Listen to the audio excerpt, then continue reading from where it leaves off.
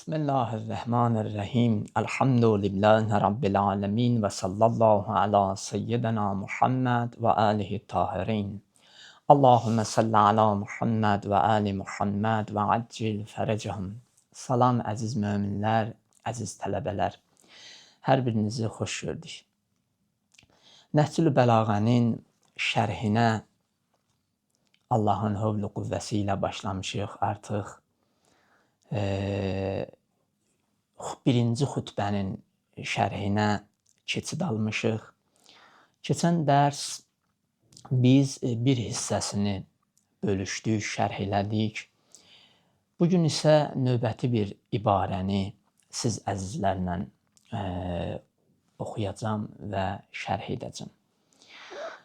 Həzrət Əmir əl-Müminin Əli ibn Əbi Talib əleyhissalam buyurur ki, وَلَا يُحْسِي نَعْمَاءَهُ الْعَادُّونَ Onun nemət və bəxşişlərini saymaq istəyənlər sayıb qurtara bilməzlər.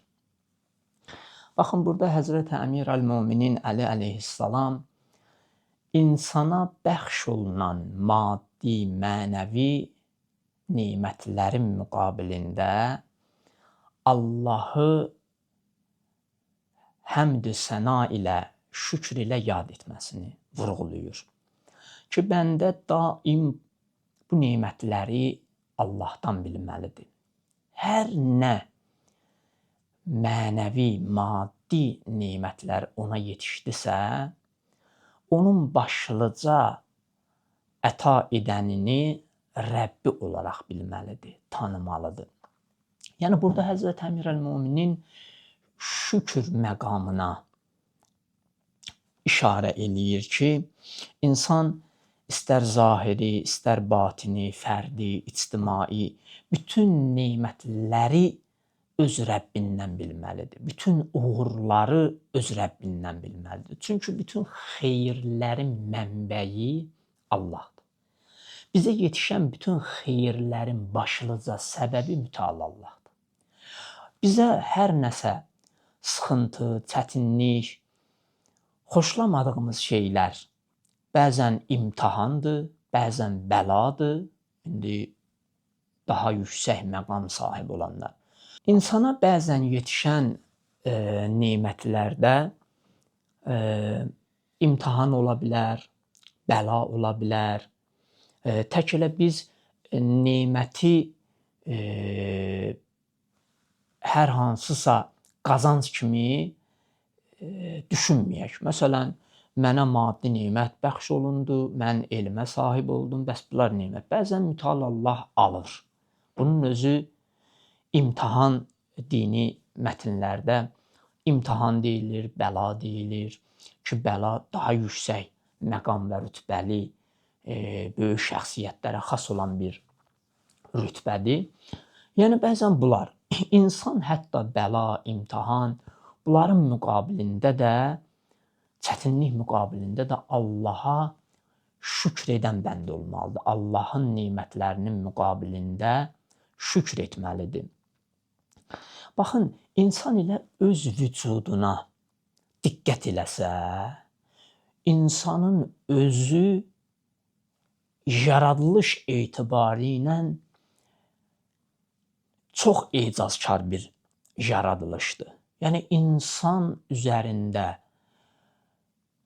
elə hey yeni ərsiyə gələn məlumatlar, praktikalar, əldə olunan məlumatlar hamısı insanın nə qədər böyük bir əzəmətli varlıq olduğunu göstərir. İnsanın vücudunda olan hüceyrələr, hər bir hüceyrə, məsələn, hər bir mürəkkəb tərkibli hüceyrələrdir ki, onların da bir canı var, varlığı var. Varlığı var. Onlar da öz Rəbbinə məşğuldur. Öz Rəbbinə şükür eləyirlər.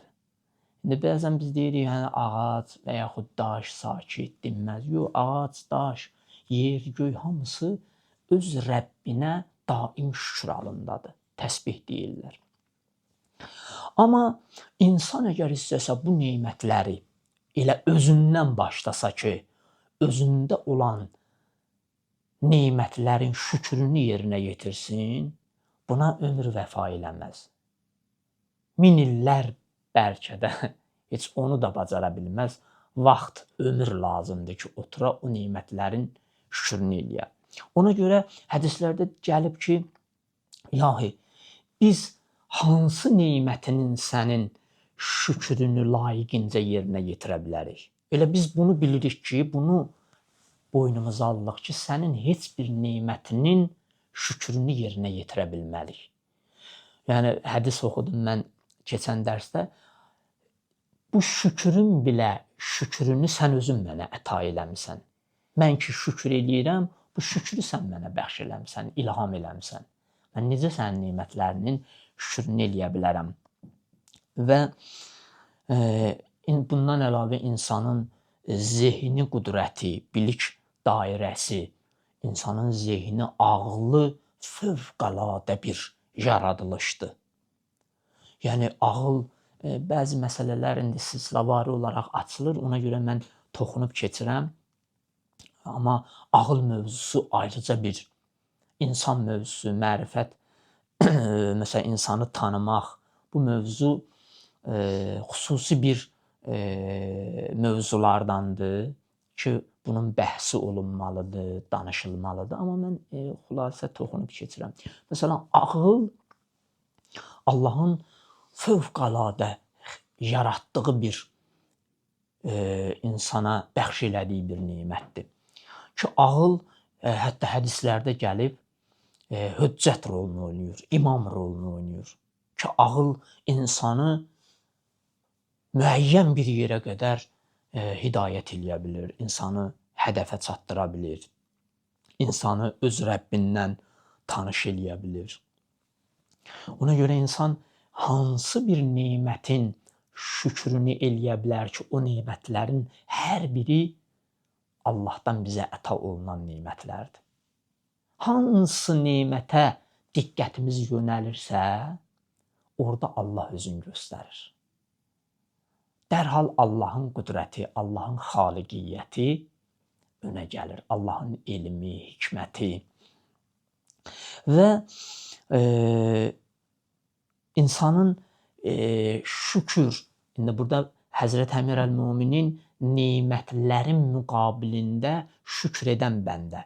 Şükür ruhiyyəsi çox mühüm bir ruhiyyədir. Əxlaq elmində xüsusən bu məqama, şükür məqamı, şükür rütbəsi, bu məqama ayrıca bir yer ayrılıb. Ki, şükür edən bəndə hansı mənəvi məqamları, mərhələləri keçə bilər. Ki, xüsusən nəzəri irfanda bu haqda çoxlu bəhslər olunur. Ki, şükür edən zaman insan daim Allahın nemətlərinin müqabilində onu xatırlayır. Yəni, şükür edən bəndə daim zikr halındadır.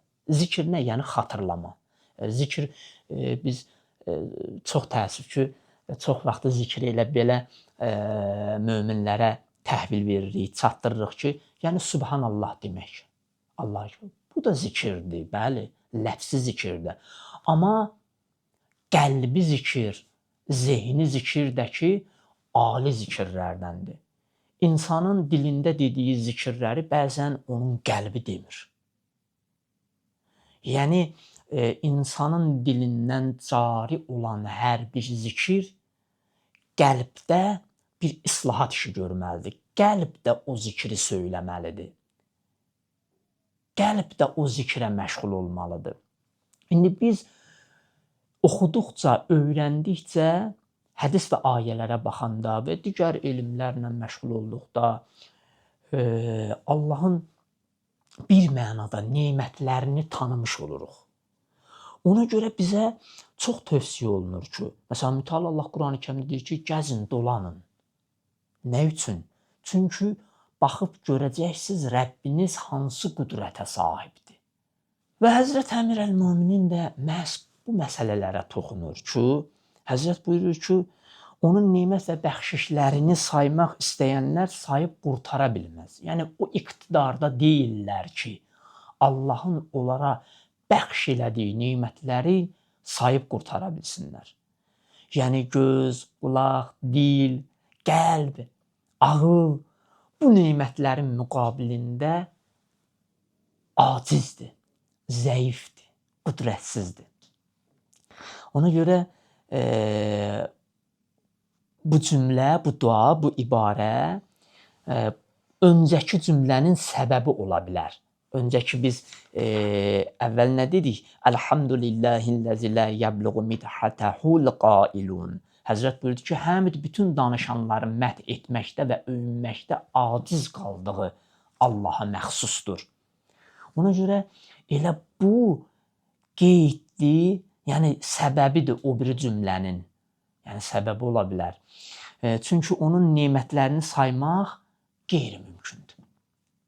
Yəni bəndə hansı nemətini sayıb qurtara bilər ki? Mümkünsüz bir şeydir.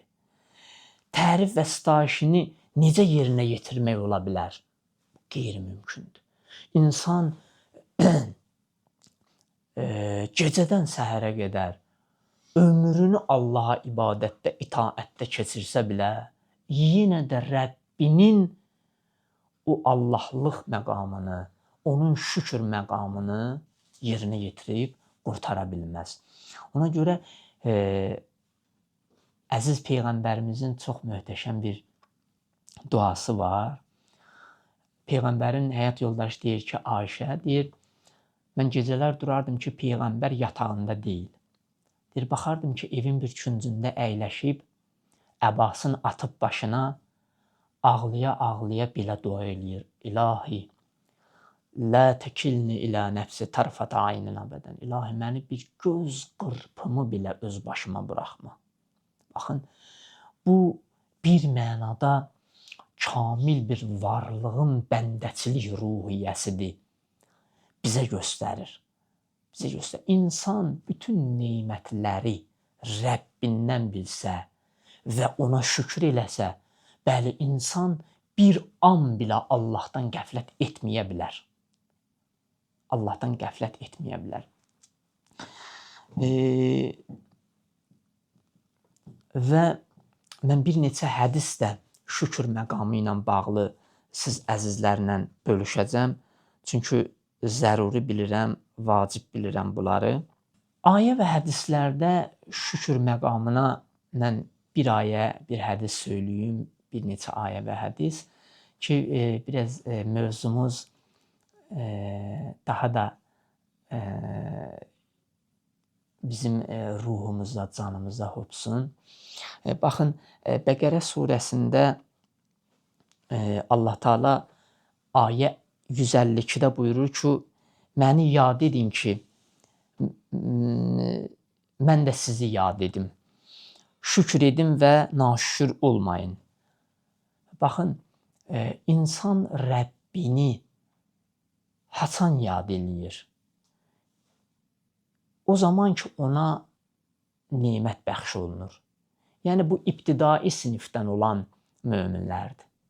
Yəni, onlar hər hansısa bir nemət ona bəxş olunanda Allah yada düşür. Amma yox, insanın bütün varlığı elə Allahın ona bəxş elədiyi nemətidir. Ona görə ayədə buyurur ki, məni yad edin ki, mən də sizi yad edim.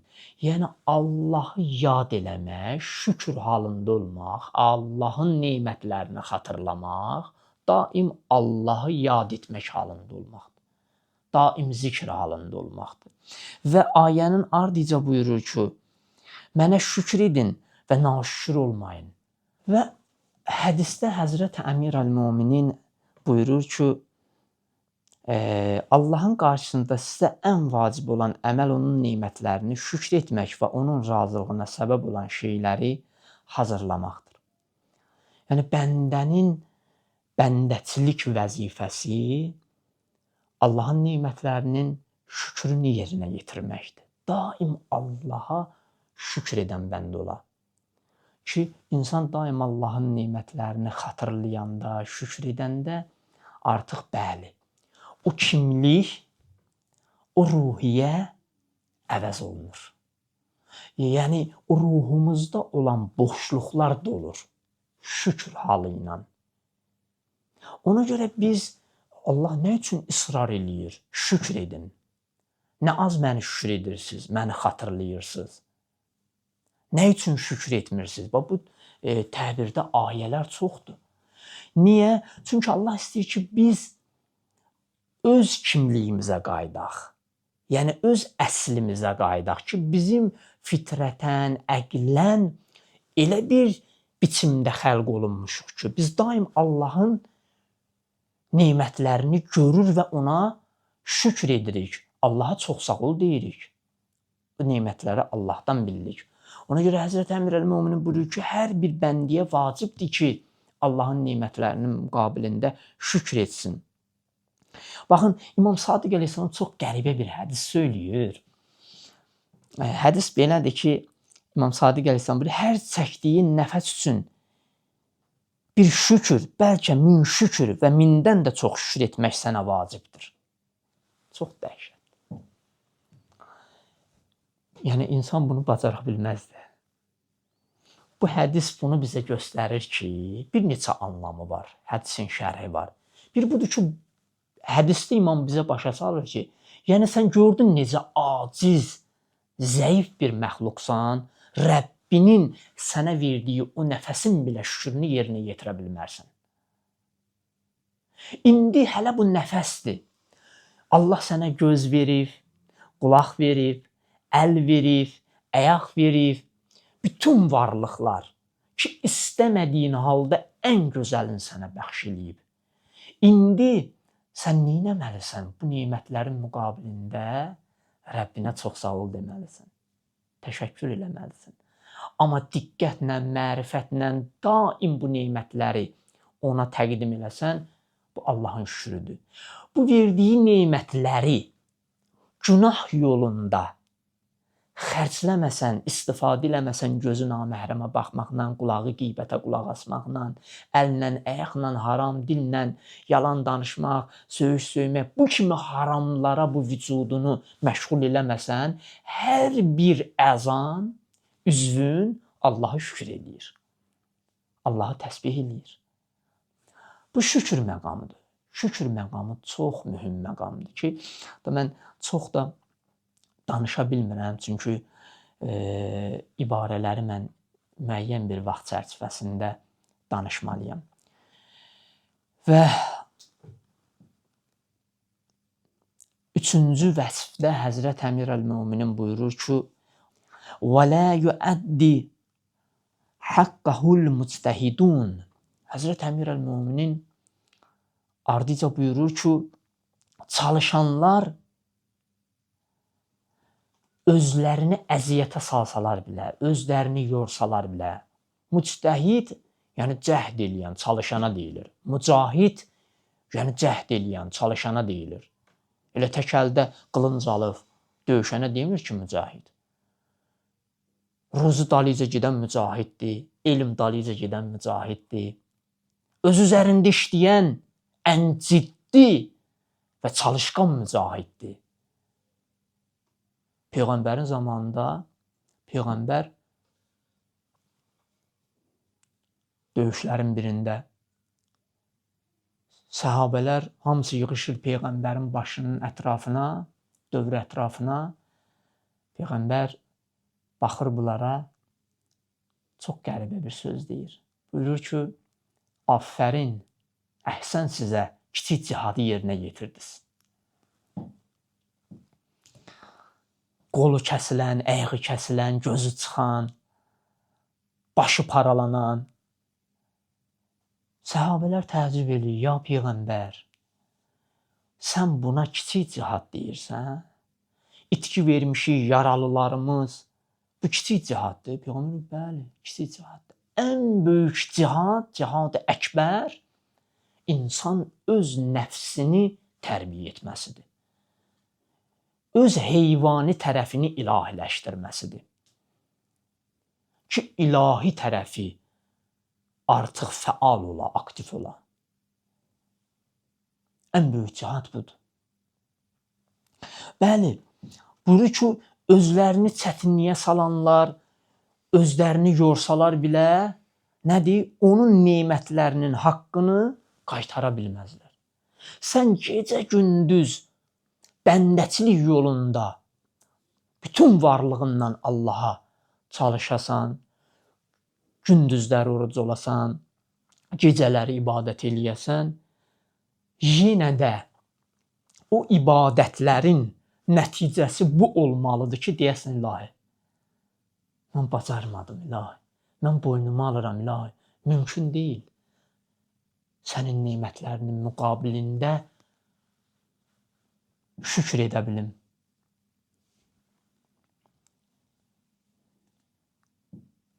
Əslində bu cümlə elə bir mənada keçmiş cümlədən alınan bir nəticədir. Çünki onun nemətlərini saymaq mümkün olmadığı bir halda haqqını necə ödəmək olar? Sən bir halda ki, onun nemətlərinin şükürünü yerinə yetirə bilmirsən, Allahın haqqını necə ödəyə bilərsən? Qeyri-mümkündür. Ona görə burada mən bir çox incə bir nüansa toxunmaq istəyirəm. Ona görə Allah bu ibadətləri niyə vacib eləyib? Çünki baxın, fərz eləyin namaz yoxdur, ibadət, zikr yoxdur. Belə bir yaradılış, insan varlığı, heç bir əmir və qadağa yoxdur onun üçün. Təsəvvür eləyə bilirsiniz, insan, əlbəttə fitrət oyaq olan insan, ağıllı və məntiqi iti olan bir insan. O insan özünü çox qəribə hiss eləyər. O insan, belə deyim də, nəyinsə düzgün getmədiyini başa düşəcək. Nəsə çatışmamazlıq hiss eləyəcək öz yaşamında. Allah da bu çatışmamazlığı doldurmaq üçün, bəndi üçün, Allah mənim ibadətimə, sənin ibadətinə ehtiyacı yoxdur. Allah bu boşluğu doldurmaq üçün, bu ehtiyacı doldurmaq üçün, çünki Allah insanı elə yaradıb ki, insan Allaha can atan bir məxluqdur, xəlq olunmuşdur. İnsan daim Allaha can atır, nəyinsə dalıcadır, nəyisə istəyir, nəyəsə çatmaq istəyir, nəyisə dadmaq istəyir, xoşbəxt olmaq istəyir, ləzzətli yaşam istəyir. Allah da bunun hamısını qoyub insanın öz vücudunda. İnsan özünü tanıdıqca artıq öz Rəbbinə mərifət tapır. Baxır ki, bütün istədiklərim, adi dəyərlər Allahdır. Allahla mən rahatlıq, aramlıq tapa bilərəm. İndi bunu bir mənada aramlıq tapa bilərəm deyirəm. Əslində insan Allaha çatdıqda, Allaha qovuşduqda aramlığı əlindən çıxır. İnsan bir qərar olur. Ona görə məsələn, peyğəmbərlərin, ilahi övliyaların, ariflərin həyatına biz baxanda, onların yaşam tərzinə baxanda insan çox qəribə bir hisslər keçirdir. Ki, onlar necə bir bəndəçilikdə zirvədə olan ali varlıqlar olub. Məsələn, mən bir əhvalatı danışım. Alimlərdən biri danışır, deyir, mən tələbəçilik ilimdə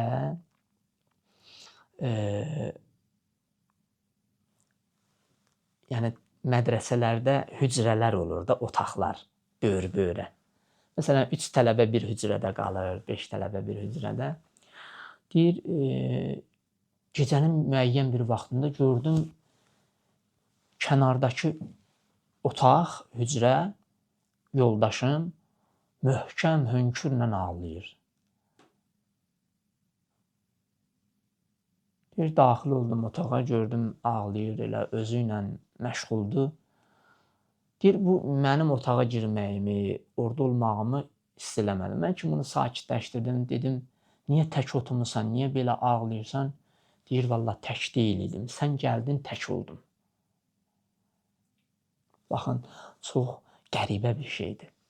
İnsan Allahla olanda o qürbətçilikdən, o tənhaçılıqdan, o həyəcandan, o qorxudan, bütün insanın ömrünü zindan eləyən hallardan xaric olur.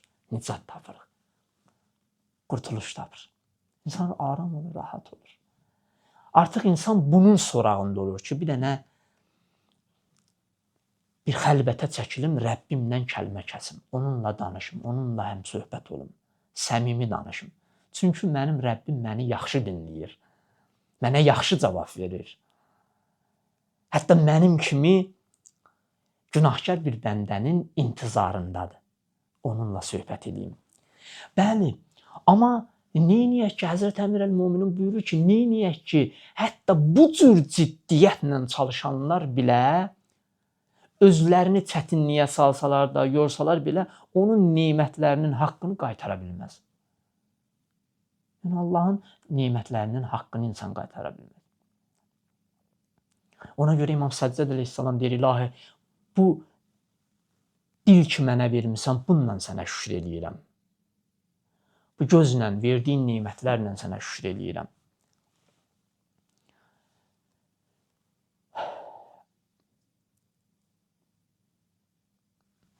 Bəli, insanlar yalnız əməldə onun mətihində, tərifində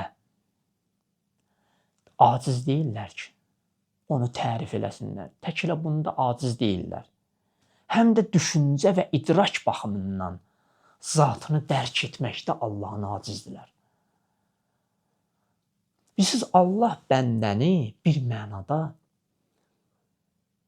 belə deyim də, bütün o dalanlarda Allah insanı o diriyir dalana, insan qayıdır dönür Rəbbinə. Yox, ilahi, gəldim, bura çatdım, yenə sən buradasan, yenə sənlə üzləşdim, yenə sən.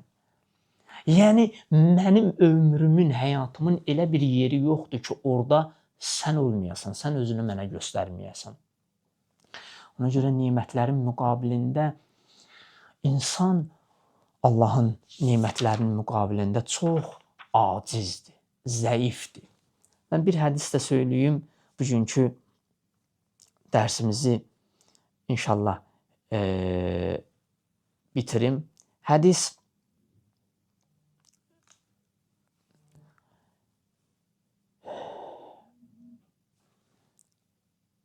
İmam Sadiq əleyhissalamdandır. Bu hədisi söyləyim, düzdür, bu hədisin şərhi də lazımdır, izahı da lazımdır. Amma hədisin özü bir mənada elə bil açıq bir hədisdir. İnsan elə dinləyən onu başa düşə bilər. Hədis İmam Sadiq əleyhissalamdandır. Buyurur ki, əgər Allah üçün onun müxlis bəndələrinin Allah'a ibadət etmələrindən ötürü bütün hallarda şükr etməkdən yaxşı bir ibadət olsaydı, o kəlməni bütün məxluqatına aid edərdi. Görün, şükr etmək məqamı nə qədər yüksək bir məqamdır, rütbədir. Amma ondan yaxşı ibadət olmadığına görə ibadətlərin arasında ona xüsusi yer verdi Allah və onun sahiblərini məxsusən qeyd edərək buyurdu, bəndələrimin az bir hissəsi şükür edərlər. Ki, Həzrət İmam Sadiq əleyhissalam ayə deyir, bəndələrimin az bir hissəsi şükür edərlər. Bəli, yəni şükür məqamına çatan bəndə çox azdır. Yəni, əksər bəndələr naşükürdür, gileylidir. Biraz hünər eləsə, biraz qorxmasa, hətta üsyan eləyər. Üsyan eləyər. İstər bunun namaz qılanı olsun, qeyri-namaz qılanı olsun. İnşallah bugünkü mövzumuz bu qədər. Əziz tələbələr, əziz möminlər, gələn dərs görüşmək ümidi ilə. Sağ olun, Allah'a əmanət olun.